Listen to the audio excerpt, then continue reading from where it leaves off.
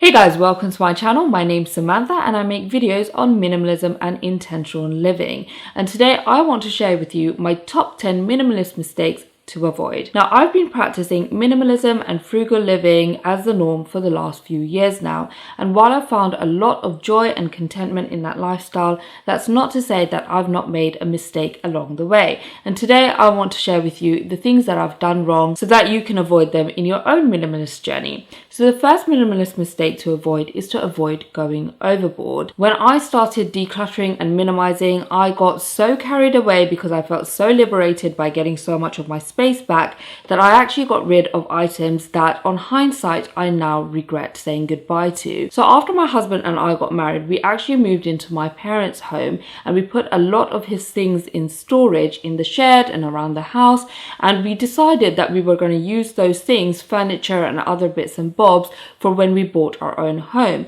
So in the beginning of 2020 we were actually looking to buy a house, but then coronavirus happened and that scuppered all our plans. So I thought, all right, let's get rid of all of this stuff, let's get a bit more space, because we also had a baby on the way. So after our baby, we actually did end up moving out anyway. We ended up renting a flat just down the road, and really all my husband's things could have come in so useful when it came to furnishing the flat, and we did actually spend quite a bit of money furnishing the flat, and if we just used his things we would have saved a lot. So on hindsight that was a real mistake, and I wish we'd found a way of storing his things for longer. The second minimalist mistake to avoid is to avoid buying second-hand items that just don't fit the bill. Now, buying second-hand is a piece of advice that you'll get a lot from minimalist websites and influencers as a way of living sustainably. And while that's true, I think it's important to be wary of what you're actually buying. Just before I had Jasmine, my 1-year-old,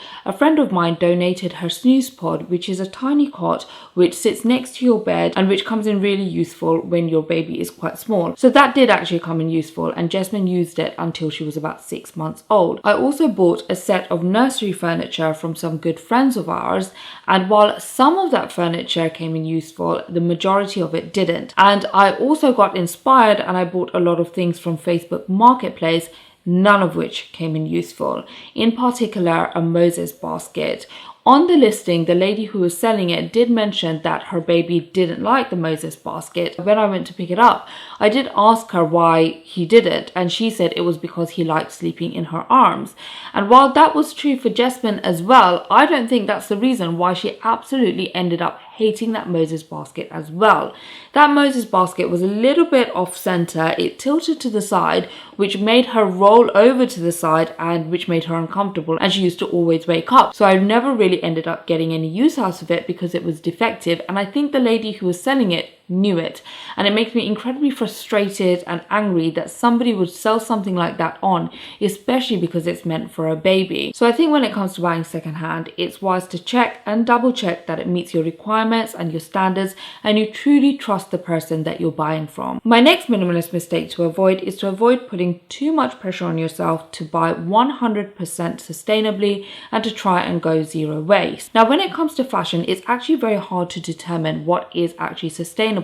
So the best thing really to do is to buy less and make your items last for longer. There's no point in ditching fast fashion if you're just going to buy lots of clothes from sustainable brands. That can be nearly just as wasteful. Now, when it came to zero waste, I didn't even try to go down that route because I find it wholly unrealistic and really a fantasy that people on social media are trying to sell people. But I did try to eliminate all food waste from my household, and it became an incredibly stressful battle. And in the end, I had to make peace with the fact that there will be an odd capsicum that doesn't make it into a curry before it goes bad.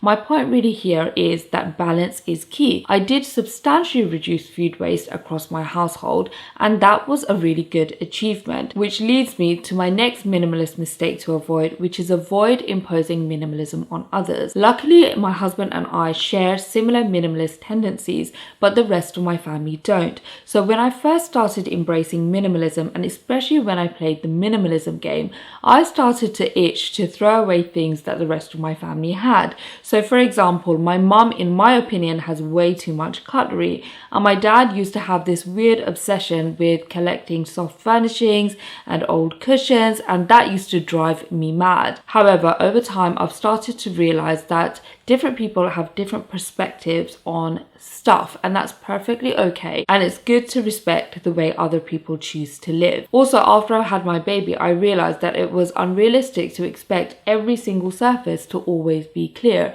and if I were hell-bent on trying to make that happen, it would have added another layer of stress on what was already a very stressful time for me. The next minimalist mistake to avoid is to avoid believing everything that minimalist vloggers say. There are lots of channels on YouTube dedicated to minimalism, and all those channels show a lifestyle that can be a little bit unrealistic. Everything is super pristine and clean and very aesthetic. When I first started watching those channels, I believed everything they said.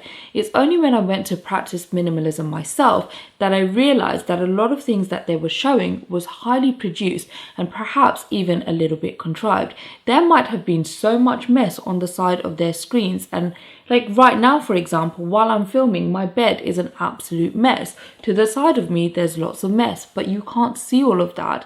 So when it comes to watching these channels, just take everything they say with a pinch of salt. I still watch those vloggers and I really enjoy their content, but I'm also aware that they're only showing a tiny % of their life. There will be times when homes get messy. There will be times when you need more than 20 pieces of clothing.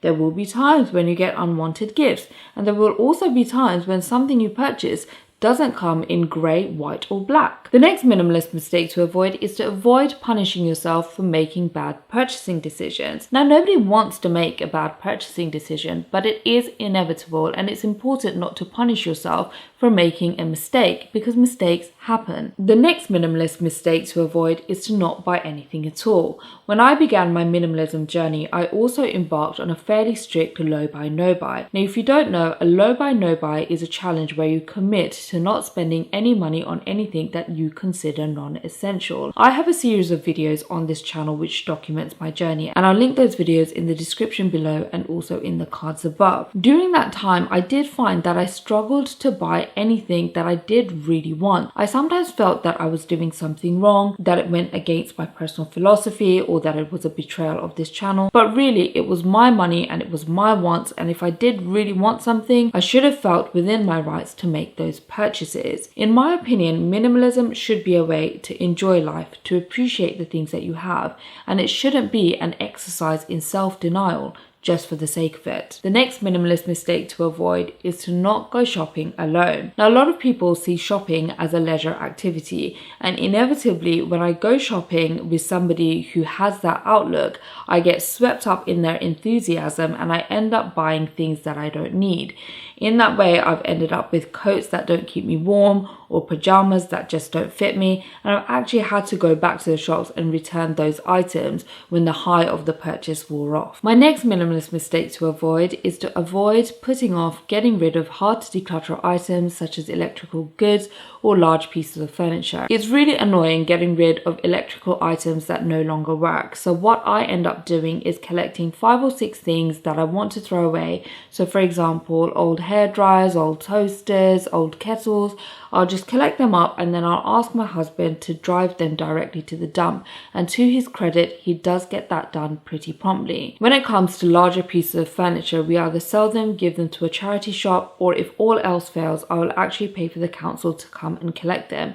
And although it was galling for me at first to spend money on something like that, the space that it ended up freeing up was well worth the price in my opinion. When it comes to getting rid of hard to get rid of items, the trick is to just bite the bullet, get it done, find out the process so you know it for the future. And my last minimalist mistake to avoid is to avoid using poor quality items just to save money. Pre-coronavirus, my husband used to travel a lot for work, and I used to ask him to bring back samples from the hotels he was staying at, and I used to use their shampoos and creams and conditioners, etc, etc. But over time, I just realized that it just wasn't worth it.